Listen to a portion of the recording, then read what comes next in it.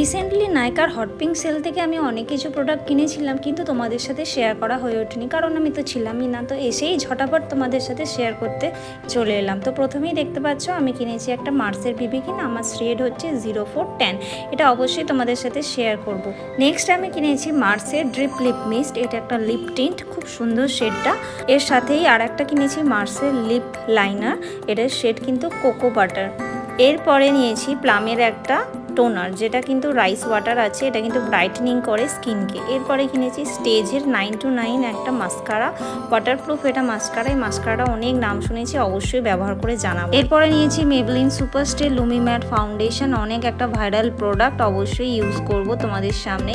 এরপরে নিয়েছি লরিয়াল ইনফ্যালিবেলের একটা সেটিং স্প্রে, শুনছি নাকি এটা 36 আওয়ার স্টে করে, দেখি কতক্ষণ স্টে করে এবং কি এটা ওয়াটারপ্রুফও নাকি। এবার আমার ওজি প্রোডাক্ট, যেটা ছাড়া আমি চলতেই পারি না, মেবলিনের এইচ রিভাইন কনসিলার। এটার শেড হচ্ছে ক্যারামেল, এটা দিয়ে আমি কালার কারেক্ট করি। এটা হলো আমার 4 নাম্বার বোতল। এগুলোই আমি নাইকা থেকে কিনেছিলাম এবং আপকামিং যে টিউটোরিয়ালগুলো আমি আনবো সেগুলোতে এগুলো ইউজ করে তোমাদের জানাবো এগুলো কতটা ভালো।